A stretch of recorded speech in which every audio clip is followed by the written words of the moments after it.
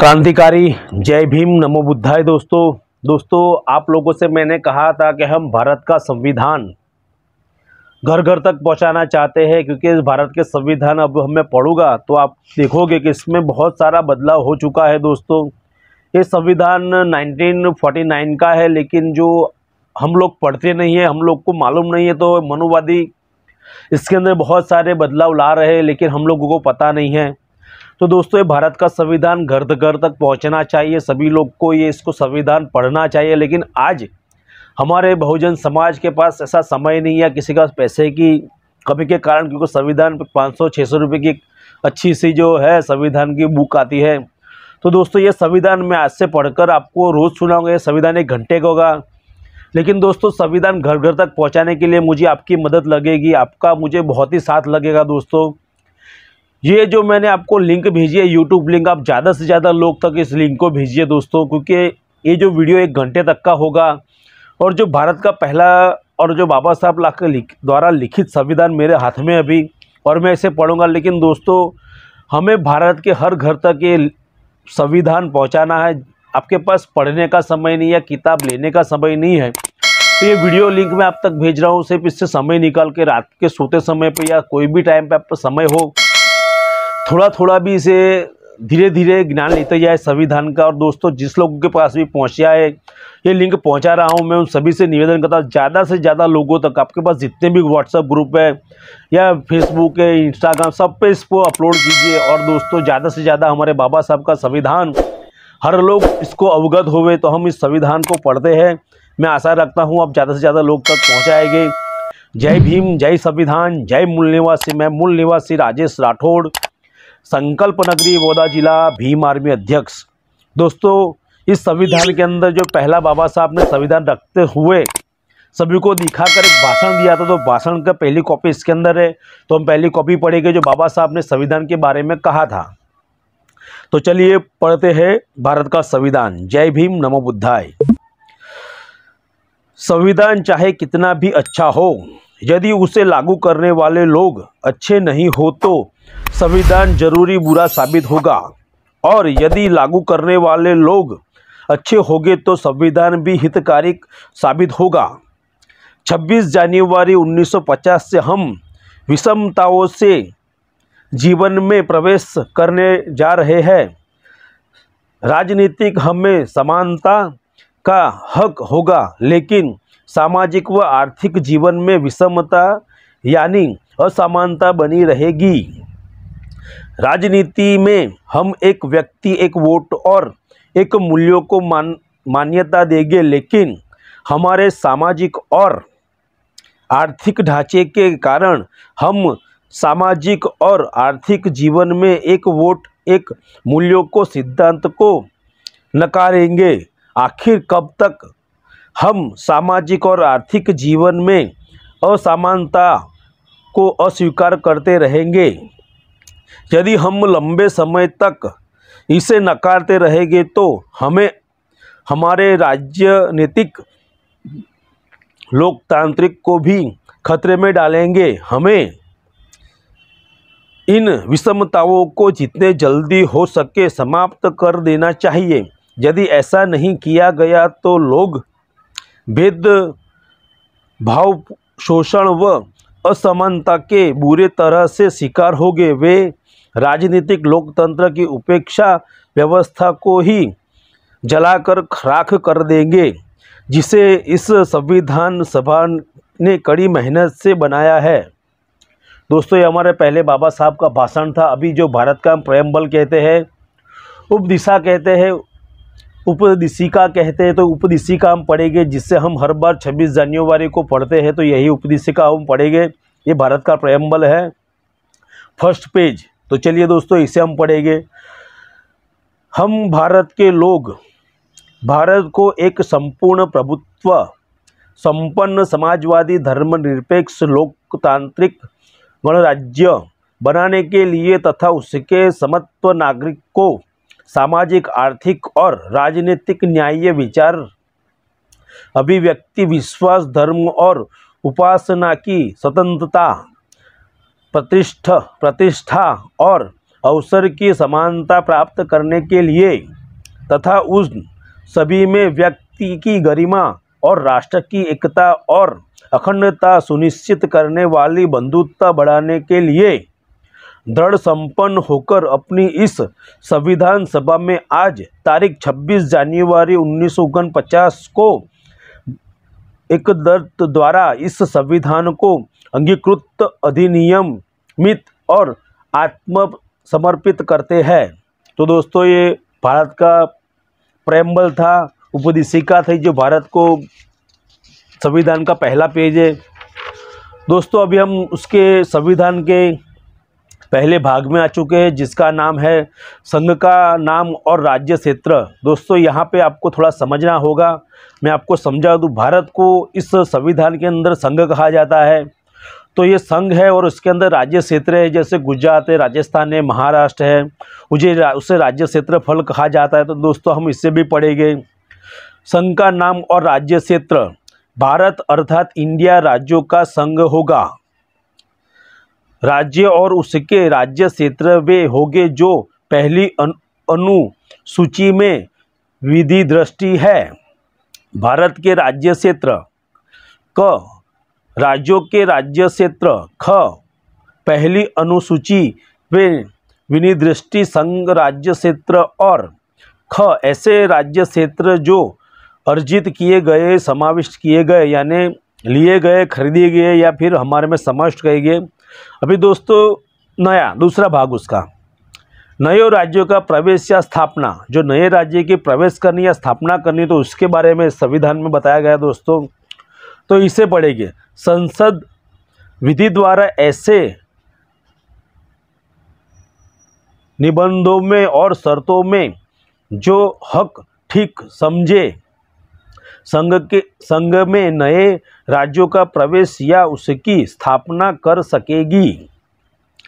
क, सिक्किम का संघ के साथ संयुक्त किया जाना। संविधान छत्तीसगढ़ संशोधन अधिनियम 1975 धारा 5 द्वारा 26/4/1975 से निश्चित है। नए राज्यों का निर्माण और वर्तमान राज्यों के क्षेत्र सीमाओं या नामों का परिवर्तन संसद विधि द्वारा। दोस्तों, जो भी राज्य होता है, जो बड़ा राज्य होता है, जैसे मध्य प्रदेश से छत्तीसगढ़ अलग हुआ, छत्तीसगढ़ फिर मध्य प्रदेश से उत्तराखंड अलग हुआ, तो दोस्तों ये उसका नया दूसरा तीसरा पार्ट है, जो आपको ये भी समझना चाहिए वो कैसे अलग होता है, उसकी विधि क्या है। तो तीन नए राज्यों का निर्माण और वर्तमान राज्यों के क्षेत्रों को सीमाओं या नामों में परिवर्तन संसद विधि द्वारा। ये संसद विधि द्वारा किए जाएंगे, जो आज भी संसद में उसका डिबेट होती है कि भाई ये राज्य अलग करने हैं। तो ये संविधान अभी ये कैसे होता है और कौन करता है, आपको ये जानना चाहिए। और आपको पता ना चले तो बार बार इसको रिवाइंड करिए और सुनिए।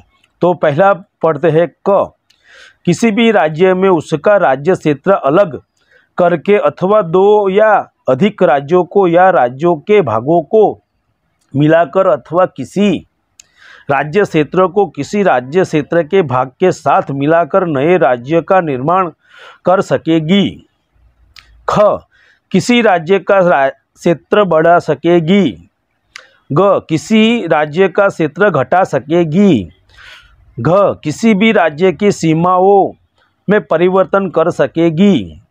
ड, किसी भी राज्य के नाम में परिवर्तन कर सकेगी। दोस्तों, जैसे आज आपने देखा होगा बहुत सारे राज्यों का नाम बदला जा रहा है, किसी गांव का नाम बदला जा रहा है, तो क्या एक विधि मंडल होता है पूरा, जो राज्यसभा में उसको पास करवाना पड़ता है।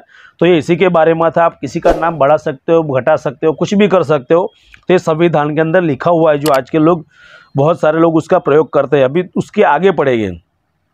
परंतु इस प्रयोजन के लिए कोई विधायक राष्ट्रपति की सिफारिश के बिना और जहां विधायक के अंतर्वरिष्ठ प्रस्थापना का प्रभाव राज्यों में किसी में से किसी के क्षेत्र सीमाओं या नाम पर पड़ता है, वह जब तक उस राज्य के बिना विधानमंडल द्वारा उस पर अपने विचार ऐसे अवधि के भीतर जो निर्देश में बिना विनिष्ट किए गए या ऐसे अतिरिक्त अवधि के भीतर जो राष्ट्रपति द्वारा अनुज्ञात किए गए प्रकट किए जाने के लिए वह विधायक राष्ट्रपति द्वारा उस निर्देश नहीं कर दिया गया है और इसी प्रकार विनिर्दिष्ट या अनुज्ञात अवधि समाप्त तो नहीं हो गई। संसद के किसी भी सदन पूर्व स्थापित नहीं किया जाएगा। स्पष्टीकरण 1। इस अनुच्छेद के खंड क से खंड ड में राज्य में परिवर्तन संघ राज्य के किंतु संघ में राज्य अंतर्गत संघ क्षेत्र नहीं है। स्पष्टीकरण दोस्तों, ये जो भी आ रहा है अभी आपको लगेगा कि मैं ये क्या पढ़ रहा हूँ, लेकिन दोस्तों जैसे जैसे संविधान के पेज आगे बढ़ते जाएंगे ये सब नेताओं के काम के हैं, लेकिन जो हमारे हक अधिकार अभी जो आने वाले हैं इसके अंदर वो इसके पीछे आ रहे हैं। ये भारत देश का कैसे निर्माण होता है ये उसके बारे में है। तो ये हमने ये पढ़ा है। अभी इसके आगे दूसरे भाग में पढ़ेंगे नागरिकता, जो सिटीजनशिप हम कहते हैं, कब भारत की नागरिकता कैसे सुनिश्चित की जाएगी।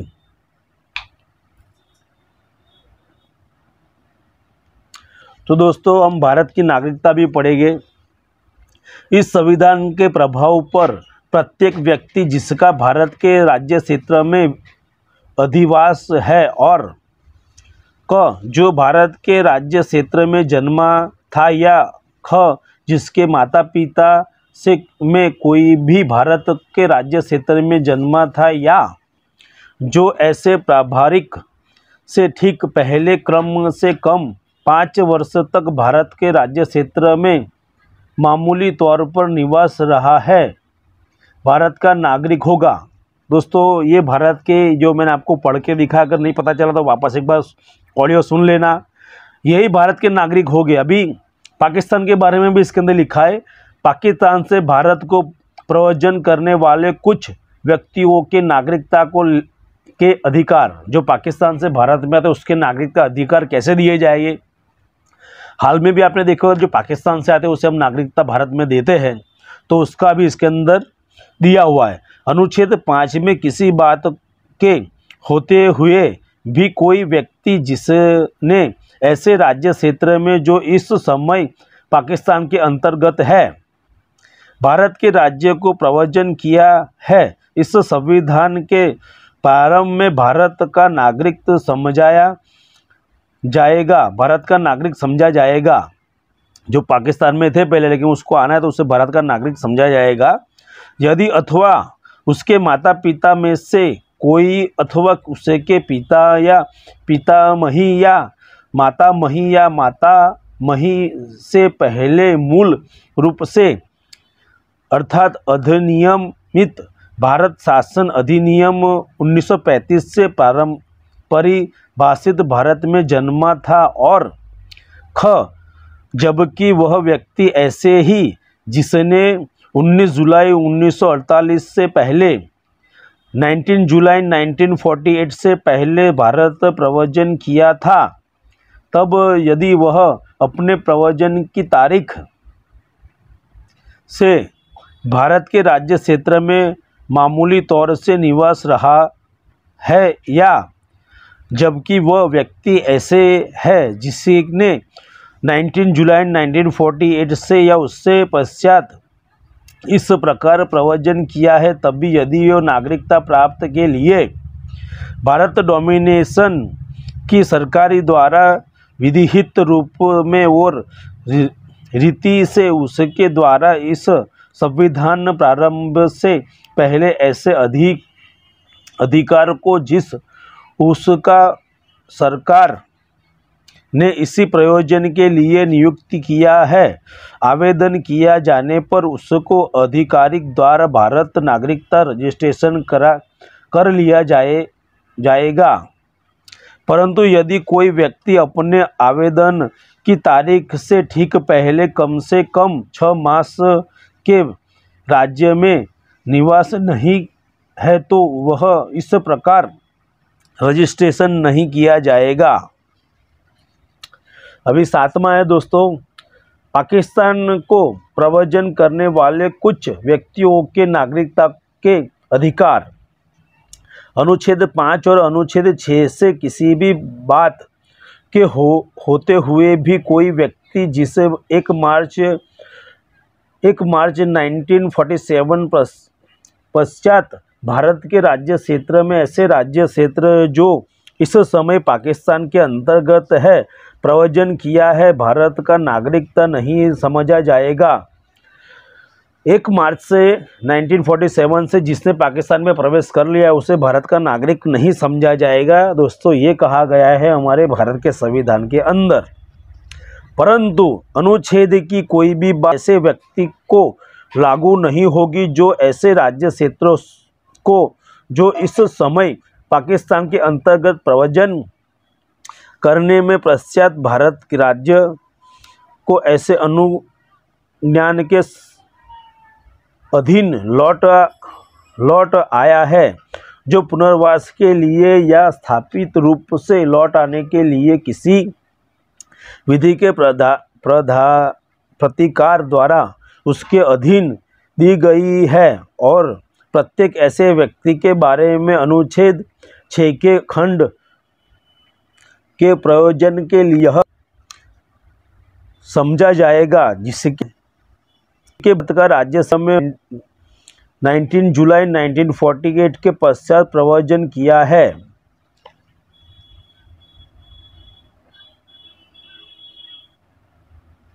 दोस्तों, ये थे नागरिकता के अधिकार, और इसमें आपको ज़्यादा कुछ बहुत सारा है, लेकिन आपको जितना मैं समझा सका हूँ उतना समझा रहा हूँ। अभी हम आगे पढ़ेंगे भाग 3 में मूल अधिकार, फंडामेंटल राइट, जिसे हम कहते हैं मूल अधिकार, फंडामेंटल राइट, उसे हम पढ़ेंगे। परिभाषा, इस भाग में जब किसी संदर्भ से अथवा अपेक्षित के अंतर्गत भारत के सरकार और संसद तथा राज्यों में प्रत्येक राज्य की सरकार और विधानमंडल तथा भारत के राज्य क्षेत्र के भीतर या भारत सरकार के नियंत्रण के अधीन सभी स्थानीय और अन्य प्रदानकारी है। मूल्य अधिकार अंतर्गत या उसका अमलीकरण करने वाली विधियाँ। फंडामेंटल राइट के जो भी अधिकार है उसको कौन करेगा, तो उसका अभी इसके अंदर हम पढ़ेगा आगे। इस संविधान के प्रारंभ से ठीक पहले भारत के राज्य क्षेत्र में प्रभुत्व सभी विधियों उस मात्रा तक शून्य होगी जिसी तक वे इस भाग के उपबंधों से असंगत है।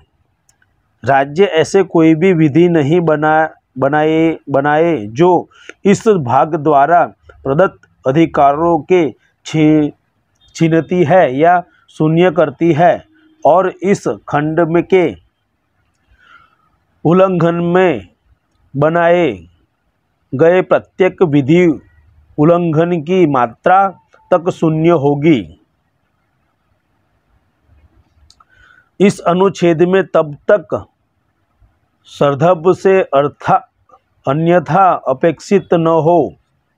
विधि के अंतर्गत भारत के राज्य क्षेत्र में विधि का बल रखने वाला कोई भी उपादेश, आदेश, उपविधि, नियम, विनयम, अनुसूचना, रूढ़ि या प्रथा है। ख. प्रवृत्ति विधि के अंतर्गत भारत के राज्य क्षेत्र में किसी भी विधानमंडल या अन्य सक्षम प्राधिकारी द्वारा इस संविधान प्रारंभ से पहली पारित या बनाई गई विधि जो पहले ही निश्चित नहीं कर दी गई, चाहे ऐसी कोई भी उसका कोई भाग उस समय पूर्णतः या विशिष्ट क्षेत्र में प्रवेश में नहीं है। इस अनुच्छेद की कोई भी बात अनुच्छेद 368 के अधीन की गई इस संविधान की किसी संशोधन को लागू नहीं होगी। समानता अधिकार, राइट टू इक्वलिटी। दोस्तों, समानता का अधिकार, अभी समानता का अधिकार हम पढ़ेंगे, बहुत ही ज़रूरी है दोस्तों। ये संविधान अभी चालू हुआ है, तो अभी जो पहला है ना, इसके अंदर आपको ज़्यादा पता नहीं चलेगा, लेकिन जैसे जैसे संविधान आगे बढ़ेगा आपको पूरा का पूरा ज्ञान बहुत ही भरपूर मिलने वाला है दोस्तों। तो हम आगे इसको पढ़ेगा। राइट टू इक्वलिटी, विधि के समक्षता। राज्य, भारत के राज्य क्षेत्र में किसी व्यक्ति को विधि के समक्ष समानता या विधि के समान भारत के वंचित नहीं रहेगा।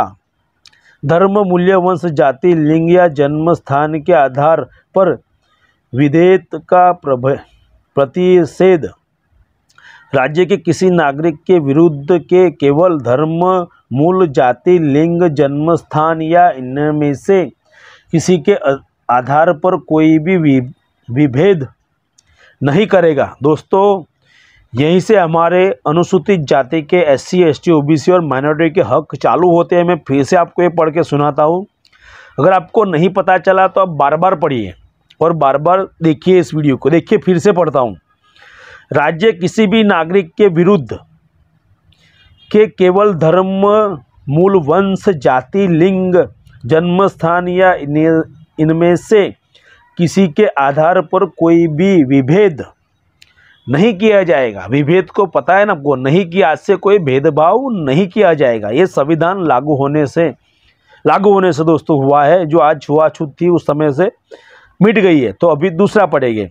कोई भी नागरिक केवल धर्म, मूल, वंश, जाति, लिंग, जन्म स्थान या इनमें से किसी के आधार पर दुकानों, सार्वजनिक भोजनालयों, होटलों और सार्वजनिक मनोरंजन के स्थानों में प्रवेश या पूर्णत या भागत राज्य निधि से शोषित या साधारण जनता के प्रयोग के लिए समर्पित कुआ, देखिए दोस्तों, समर्पित कुआं, तालाब, स्नान घाट, सड़कों और सार्वजनिक समभाग के स्थान के उपयोग के संबंध में किसी भी नियोक्ता दायित्व, निबंधी या शर्तों के अधीन नहीं होगा।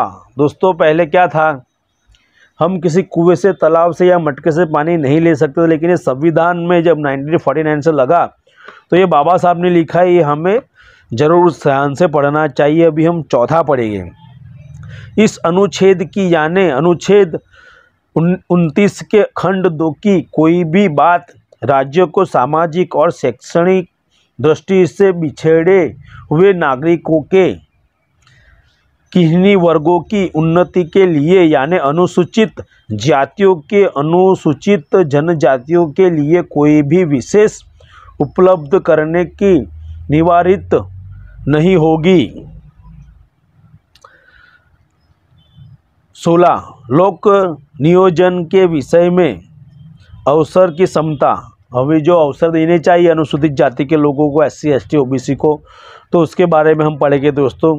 राज्यों के अधीन किसी भी पद पर नियोजन या नियुक्त से संबंधित विषयों से सभी नागरिकों के लिए अवसर की समानता होगी। आज जो आपको अवसर मिल रहे हैं, IAS, IPS, कलेक्टर, कमिश्नर या मंत्री, मुख्यमंत्री, MLA, धारासभ्य जो बन रहे हैं, ये संविधान के वजह से दोस्तों, वरना कोई पैर दबाने भी नहीं रखता था। दूसरा पढ़ेंगे।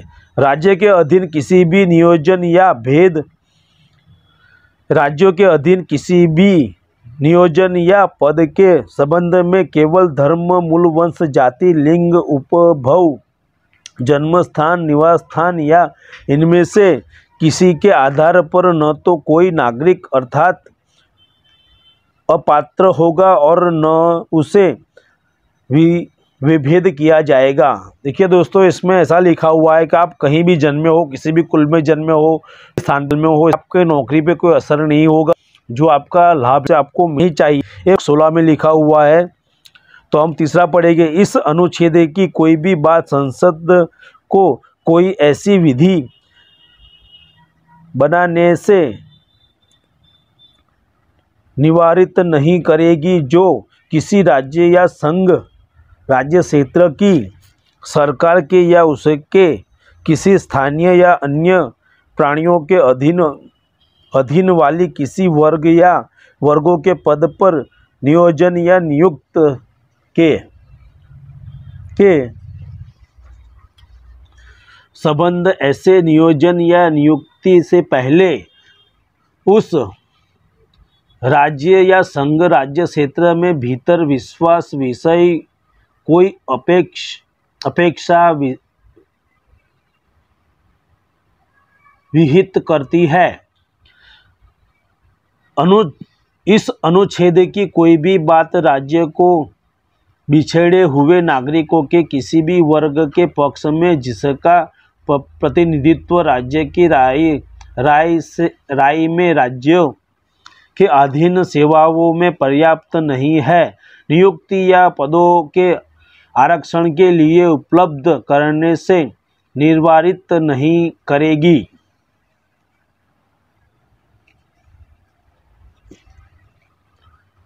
ख अनुच्छेद की कोई भी बात राज्य के किसी वर्ष में किन्हीं न भरी जाए ऐसी रिक्तियों को जो खंड 4 या खंड 4 क के अधीन की गई आरक्षण के लिए किसी उपलब्ध के अनुसार उस वर्ष में भरी जाने के लिए आंतरिक आरक्षित है, किसी भी उत्तरवर्ती वर्ष या वर्ष में भरे जाने के लिए पृथक वर्ग की रिक्तियों से रूप में विचार करने से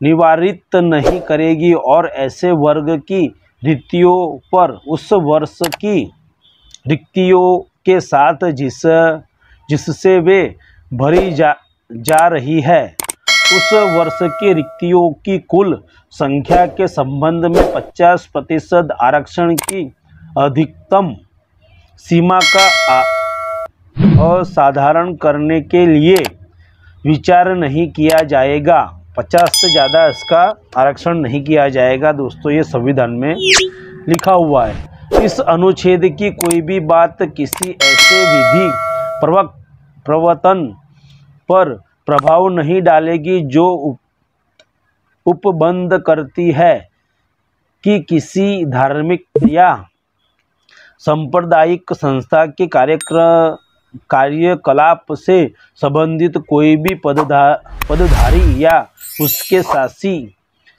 शासी निकाय का कोई भी सदस्य किसी विशिष्ट धर्म का मानने से वाला या विशिष्ट संप्रदाय का ही हो।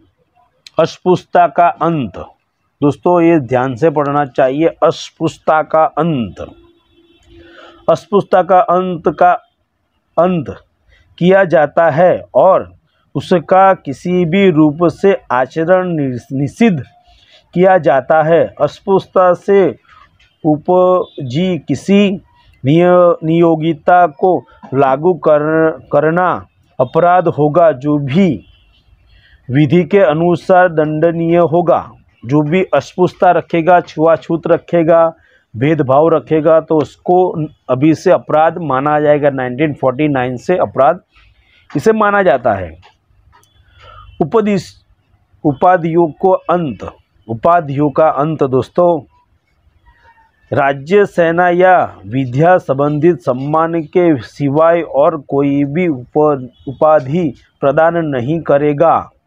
भारत का कोई भी नागरिक किसी भी विदेशी राज्य से कोई भी उपाधि स्वीकार नहीं करेगा। कोई भी व्यक्ति जो भारत का नागरिक नहीं है राज्य के अधीन लाभ या विश्वास के किसी पद पर धारण करते हुए किसी भी विदेशी राज्य से कोई उपाधि राष्ट्रपति के सम्मति के बिना स्वीकार नहीं करेगा। 4. राज्य के अधीन लाभ या विश्वास का पद धारण करने वाला कोई भी व्यक्ति किसी भी विदेशी राज्य से या उसके अधीन किसी रूप में कोई भेंट उपलब्ध या पद राष्ट्र किसी भी सम्मति के बिना स्वीकार नहीं करेगा।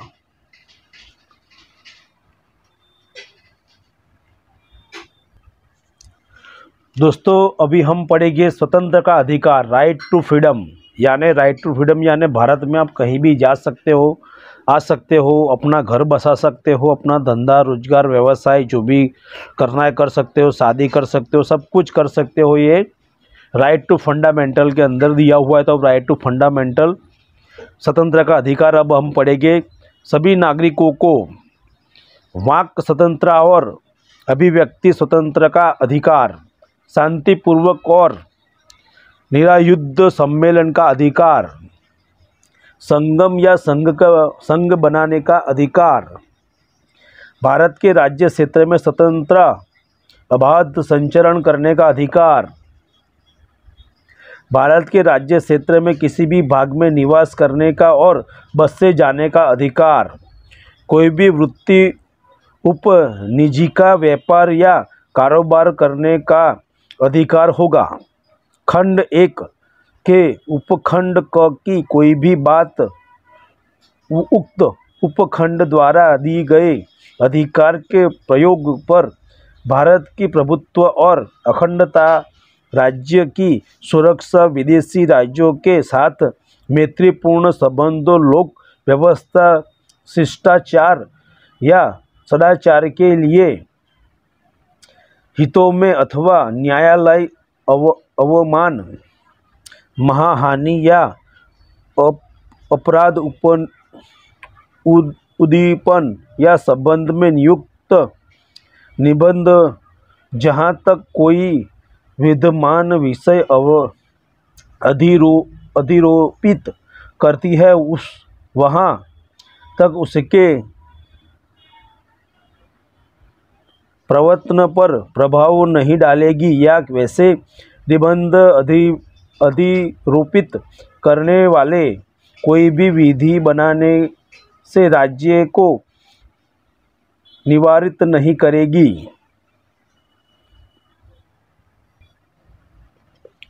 उपखंड 3 उपखंड के ख की कोई भी बात उपखंड द्वारा दिए गए अधिकार के प्रयोग पर भारत की प्रभुत्व और अखंडता या लोक व्यवस्था के हितों से युक्त निबंध जहाँ तक कोई भी विद्यमान विधि अधिरोपित करती है वहाँ तक उसके प्रवर्तन पर प्रभाव नहीं डालेगी, या वैसे निबंध में अधिरोपित करने वाली कोई भी विधि बनाने से राज्य को निवारित नहीं करेगी।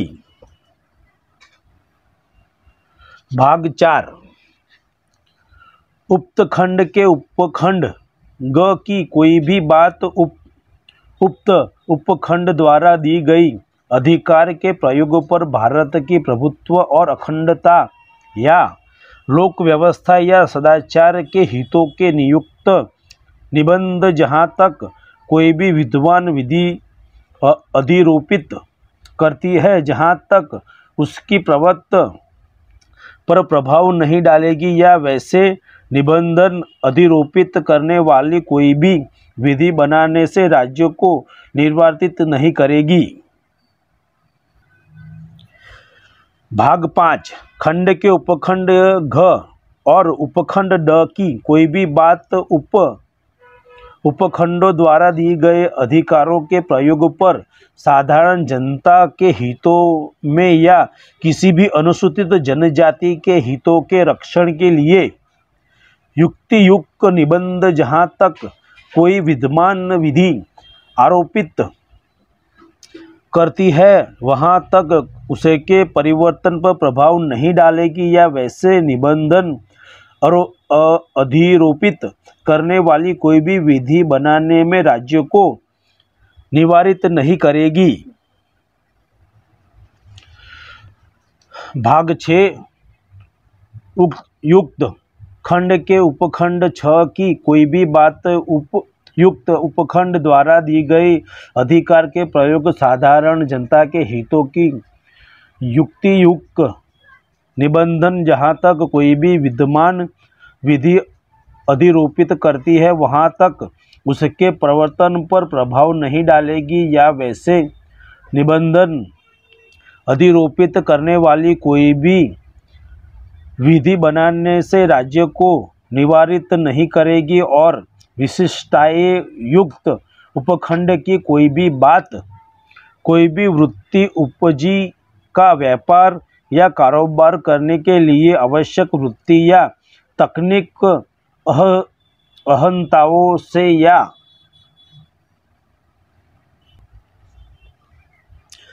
राज्य द्वारा या राज्य के स्वाभिमान या नियंत्रण में किसी भी निगम द्वारा कोई भी व्यापार, कारोबार, उद्योग या सेवा नागरिकों का पूर्ण या भागत अपवर्जन करके या अन्यथा चलाए जाने से जहाँ तक कोई भी विद्यमान विधि संबंध रखती है वहाँ तक उसे के परिवर्तन पर प्रभाव नहीं डालेगी या इसी प्रकार संबंध रखने वाली कोई भी विधि बनाने से राज्य को निवारित नहीं करेगी। अभी 20वें नंबर पर हम चुके हैं अपराधों के लिए दोष सिद्धि के संबंध के संरक्षण। जो अपराध है उसकी दोष सिद्धि और संरक्षण के लिए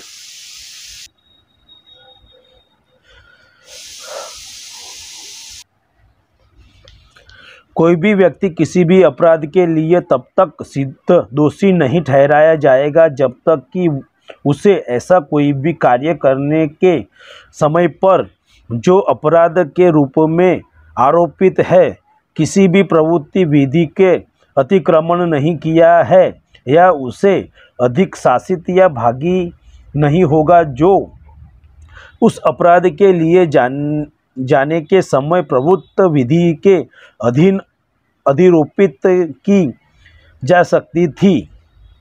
2. किसी भी व्यक्ति को एक ही अपराध के लिए एक बार से अधिक अभियोजित और दंडित नहीं किया जाएगा। किसी भी अपराधी के लिए अभिव्यक्ति किसी भी व्यक्ति को स्वयं अपने विरुद्ध साक्षी होने के लिए बाध्य नहीं करेगा। आगे 22वां पढ़ेंगे दोस्तों, कुछ दिशाओं में गिरफ्तारी और निरोध का संरक्षण। अगर आपको जो गिरफ्तार होते और आप नहीं मांगते कि भाई मैं मेरे वकील से बात करूंगा या ये करूंगा, तो ये संविधान के अंदर ये लिखा हुआ भी ये पढ़ेगी। इसमें क्या लिखा है, भाग 1, किसी भी व्यक्ति को जो गिरफ्तार किया गया है ऐसे गिरफ्तारी के कारण जो यथासिद्ध अंतर्गत कराया बिना अभिरक्षा में निरुद्ध नहीं रखा जाएगा। अपनी रुचि के बिना व्यवसायी यानी वकील से परामर्श करने और प्रतिरक्षा कराने को अधिकार से वंचित नहीं रखा जाएगा। यानी आज जो आप वकील लेके जाते हो तो यही इसके अंदर लिखा है कि आपको आपके लिए वकील भी लेके जा सकते हो। प्रत्येक व्यक्ति को जो नागरिक किया गया है और अभिरक्षा में निरुद्ध रखा गया है, गिरफ्तारी के स्थान से मजिस्ट्रेट के न्यायालय तक यात्रा के लिए आवश्यक समय, अगर आपको गिरफ्तार करते हैं तो जो उसका आवश्यक समय है उससे ज़्यादा आपको वो लोग नहीं रख सकते। ये अंदर लिखा है, छोड़छाड़ से ऐसे गिरफ्तारी से 24 घंटे की अवधि में निकटतम मजिस्ट्रेट के समक्ष पेश किया जाएगा। 24 घंटे में आपको उस जज के पास पेश किया जाएगा। ऐसे किसी भी व्यक्ति को मजिस्ट्रेट के प्रति प्राधिकार के बिना अवधि से अधिक के लिए रक्षा में निरुद्ध नहीं किया जाए, यानी 24 घंटे ज़्यादा आपको जेल में नहीं रख सकते, ऐसा संविधान के अंदर लिखा हुआ है। अभी दोस्तों आगे बढ़ेंगे, शोषण के विरुद्ध अधिकार। अभी जो दोस्तों शोषण होता है उसके विरुद्ध अधिकार हम पढ़ेंगे। मानव के दुर्व्यवहार और बाल श्रम का प्रतिषेध। मानव का दुर्व्यापार और बेगार तथा इसी प्रकार का अन्य बाल श्रम प्रतिषिद्ध किया जाता है और इस उपलब्ध का कोई भी उल्लंघन अपराध होगा जो विधि के अनुसार दंडनीय होगा। इस अनुच्छेद की कोई भी बात राज्यों को सार्वजनिक प्रयोजन के लिए अनिवार्य पेश अधिरोपित करने से निवारित नहीं होगी। ऐसी सेवा अधिरोपित करने में राज्य केवल धर्म, मूल, वंश, जाति या वर्ग या इनमें से किसी के आधार पर कोई भी विभेद नहीं करेगा। अभी दोस्तों हम आगे बढ़ेंगे। जो छोटे बालों को 14 साल के नीचे के होते हैं उसे बाल श्रम कहा जाता है। उस बाल श्रम के बारे में भी लिखा हुआ है दोस्तों, इसे पढ़ेंगे।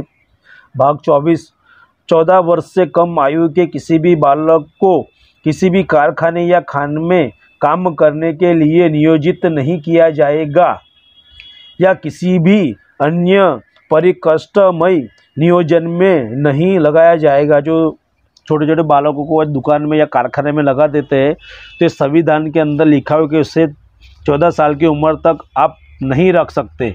जब तक वो 15 का होता है तभी वो काम करने योग्य होता है। दोस्तों हम आगे पढ़ेंगे धर्म की स्वतंत्रता और धर्म का अधिकार, राइट टू फ्रीडम रिलीजन्स। तो दोस्तों इसको पढ़ते अंतकरण की और धर्म की अघात रूप से मानने, आचरण और प्रचार करने की स्वतंत्रता संविधान देता है। लोक व्यवस्था, सदाचार और स्वास्थ्य तथा इस भाग के अन्य उपलब्धों के अधीन रहते हुए सभी व्यक्तियों को अंतकरण की स्वतंत्रता का और धर्म के अबाध रूप से मानने का, आचरण करने का और प्रचार करने का सम्मान हक होगा। दोस्तों इससे पहले 1949 से पहले हमें यह हक अधिकार नहीं था कि हम किसी देवी देवता को माने, किसी भगवान के ऊपर पानी चढ़ाए या कुछ भी। वो सब देव उस समय पे हम अगर छूते थे तो थथड़ जाते थे। तो ये 1949 से जो दिया है बाबा साहब ने अधिकार, धर्म स्वतंत्रता का अधिकार, राइट टू फंडामेंटल रिलीजियस। तो दोस्तों इसी के बाद हम लोग किसी भी देवालय में आसानी से जा सकते हैं, कहीं भी जा सकते हैं। तो यही हमें पहला फंडामेंटल संविधान के अंदर राइट मिला है। तो सभी को यही पढ़ना है, सभी को यही जानना है कि हमारे अधिकार हमें कैसे मिले दोस्तों। तो यही अधिकार मैं आपको इस वीडियो के मार्फत से पहुंचा रहा हूं। आशा रखता हूं आप आगे भी लोगों को भेजेंगे। अभी हम आगे और पढ़ेंगे दोस्तों, ये ज़रा ध्यान से सुनिएगा। 5वां है धार्मिक आचरण से संबंधित किसी भी आर्थिक, वित्तीय, राजनीतिक या अन्य लोगों की क्रियाकलापों का विनियमन निबंधन करती है। सामाजिक कल्याण और सुधार के लिए ये सार्वजनिक प्रकार की हिंदुओं की धार्मिक संस्थाओं को हिंदुओं के सभी वर्गों और अनुभागों के लिए खोलने का उपबंध करती है। यानी 1949 से संविधान के लिख दिया, अभी जो भी देवालय है या जो भी औषधालय है या जो भी गार्डन है वहाँ से कोई भी आदमी स्वतंत्रता से घूम सकता है। किसी को भी रोकेगा तो जेल में जाएगा। तो दोस्तों ये था संविधान। अभी आगे बहुत सारा पढ़ने का है तो हम पढ़ेंगे दोस्तों। अब पढ़ेंगे धार्मिक कार्यों के प्रतीक स्वतंत्रता। जो अब धार्मिक कार्य करते हो, आज बड़े बड़े भंडारे लगाते हो, तो पहले अधिकार नहीं था SC ST लोगों को, OBC को लोगों को। लेकिन ये संविधान 1949 के बाद लगा अधिकार, और इसके अधिकार में आप क्या क्या कर सकते हो ये लिखा हुआ है। तो ये हम पढ़ेंगे। लोक व्यवस्था, सदाचार और स्वास्थ्य के अधीन रहते हुए प्रत्येक धार्मिक संप्रदाय और उसके किसी भी अनुभाग को धार्मिक और पूर्त प्रयोजन के लिए संस्था की स्थापना और पोषण का अधिकार होगा। अपने धर्म विषय कार्यों का प्रबंधक करने का अधिकार होगा। जंगम और स्वार्थ मिलकत अर्जित और सम्मानित करने का अधिकार होगा। यानी आप जो संस्था बनाते हो, कोई हॉस्टल बनाते हो या कोई देवालय बनाते हो, सभी आपको इसका अधिकार होता है। ऐसी संपत्ति का विधि के अनुसार प्रशासन करने का अधिकार होगा। पहले दोस्तों क्या था कि आप कोई भी धार्मिक देवालय नहीं खोल सकते थे, कुछ भी नहीं खोल। अभी आप देवालय खोल सकते हो, आश्रम खोल सकते हो, कोई भी धर्म हो, कोई भी जाति का हो, आप बुद्ध विहार भी बना सकते हो। ऐसा कुछ भी आप बना सकते हो। पहले आपको अधिकार नहीं थे, लेकिन इस संविधान में आपको अधिकार मिले हैं। तो अभी भाग 27 में हम पढ़ेंगे, धीरे धीरे इसके अंदर बहुत सारा आने वाला है। तो आप सभी से निवेदन है आगे लोगों को भेजना। दोस्तों अभी हम पढ़ेंगे कुछ शिक्षा संस्थाओं, धार्मिक शिक्षा या धार्मिक उपासनाओं में उपस्थित होने बारे में स्वतंत्रता। तो पढ़ते हैं। एक, राज्य निधि से संपूर्ण शोषित किसी भी शिक्षा संस्था में कोई भी धार्मिक शिक्षा नहीं दी जाएगी। ध्यान से सुनना दोस्तों। खंड 2(1) की कोई भी बात ऐसी शिक्षा संस्था का लागू नहीं होगी जिसका प्रशासन राज्य करता है, किंतु जो किसी ऐसे विन्यास या न्याय के अधीन स्थापित हुई है जिसे के अनुसार उस संस्था में धार्मिक शिक्षा देना आवश्यक है। आगे पढ़ेंगे। राज्य के मान्यता प्राप्त या राज्य निधि से सहायता पाने वाली शिक्षा संस्था उपस्थित होने वाली किसी भी व्यक्ति को ऐसी संस्था में दी जाने वाली धार्मिक शिक्षा में भाग लेने के लिए या ऐसी संस्था में या उससे संकलन संस्था में जाने वाली धार्मिक उपासना में उपस्थित होने के लिए तब तक बाध्य नहीं किया जाएगा जब तक कि उस व्यक्ति ने या यदि आवश्यक तो उसे रक्षक उपस्थिति होने के लिए तब तक बाध्य नहीं किया जाएगा जब तक यदि आवश्यक तो उसके रक्षक में इसके लिए अपनी सहमति नहीं दे दी है। दोस्तों आगे पढ़ेंगे और ये है सांस्कृतिक और शिक्षा संबंधित अधिकार, कल्चर एंड एजुकेशन राइट। दोस्तों पढ़ने का अधिकार भी हमें 1949 से के बाद में मिला है, तो इसको आप ध्यान से सुनिएगा। अल्पसंख्यक वर्गों के हितों का रक्षण। भारत के राज्य क्षेत्र या उसे के किसी भी भाग में निवासी नागरिक के किसी भी अनुभाग को जिसकी अपनी विशेष भाषा, लिपि या संस्कृत है उसे बनाए रखने का अधिकार होगा। अब अपनी भाषा को बनाए रख सकते हैं, प्रचार कर सकते हैं, संविधान के अंदर हक अधिकार दिया हुआ है। दोस्तों आगे पढ़ेंगे। राज्य द्वारा शोषित या राज्य निधि से सहायता पाने वाली किसी भी शिक्षा संस्था में प्रवेश से किसी भी नागरिक को केवल धर्म, मूल, वंश, जाति, भाषा से किसी भी आधार पर वंचित नहीं किया जाएगा। दोस्तों यानी जो पहले पढ़ने का अधिकार नहीं था, जाति धर्म देखकर पढ़ाया जाता था, तो संविधान के अंदर 1949 के बाद इसके अंदर लिखा गया है कि अभी किसी भी धर्म का कोई भी जाति का आदमी हो वो पढ़ेगा और आगे बढ़ेगा। इसीलिए बाबा साहब ने कहा है शिक्षा वो शेरनी का दूध है जो पिएगा दहाड़ेगा। आगे पढ़ेंगे हम। दोस्तों अब हम पढ़ेंगे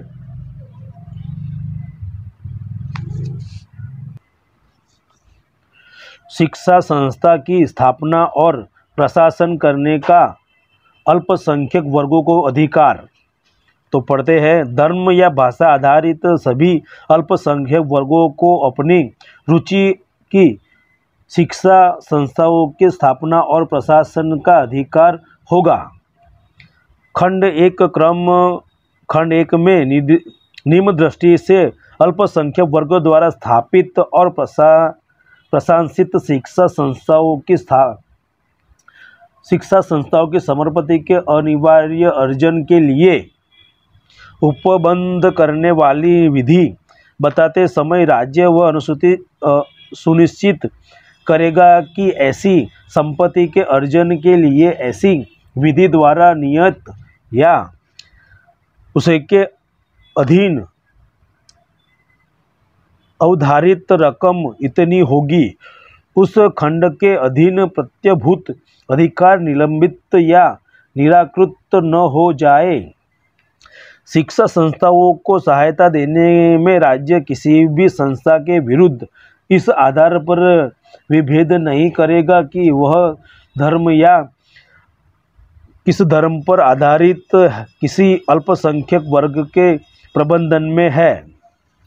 दोस्तों, ये जो हमारे बाबा साहब ने लिखा हुआ है कि धर्म आदर्श, यानी आपको पहले बाबा साहब को संस्कृत पढ़ने में बहुत दिक्कत हुई थी, उनको संस्कृत किताब छूने भी नहीं दी जाती थी, इसीलिए इसके अंदर लिखा हुआ है कि आपको अगर चाहिए तो आपके रुचि के अनुसार आप कोई स्कूल, कॉलेज या संस्था खोल सकते हो, उसकी पढ़ाई चालू करवा सकते हैं। तो हमारे बाबा साहब ने जो संस्कृत उस समय पे पढ़ी थी, तो भारत में उनको किसी ने छूने भी नहीं दिया था, लेकिन वो विदेश जाके पढ़े, उन्होंने देखा कि संस्कृत में क्या क्या लिखा है, और उन संस्कृत के अंदर इतनी महारत हासिल कर ली थी कि उन मनुवादियों को वो पता नहीं चलता था, इतना हमारे बाबा साहब ने पढ़ा था। तो आगे बढ़ेंगे दोस्तों हम। दोस्तों, आज संविधान का ये पहला भाग था, और जैसे जैसे इसके अंदर आगे बढ़ेंगे वैसे वैसे बहुत सारा आपको जानने को मिलेगा, लेकिन वीडियो ज़्यादा लंबा होने से फिर आप लोग भी ज़्यादा देख नहीं पाओगे, इसलिए मैं आपसे निवेदन करता हूँ धीरे धीरे आप जितना भी आपको समय मिले इसको देखते जाइए और आगे लोगों को बताते जाइए और जोड़ते जाइए, क्योंकि हमारे बाबा साहब ने भारत का संविधान बनाने में बहुत सारी मेहनत लगी थी, तब जाकर ये भारत का संविधान बना। और आप सभी से निवेदन है, जितने भी भारत के लोग हैं सभी के घरों तक ये वीडियो पहुंचाइए। लिंक आपको मैं भेज रहा हूं, आपके द्वारा सभी लोगों तक ये पहुंचे, ऐसे मैं आशा रखता हूं। जय भीम, जय संविधान, जय मूल निवासी। मैं मूल निवासी राजेश राठौड़, संकल्प नगरी बलौदा जिला, भीम आर्मी अध्यक्ष।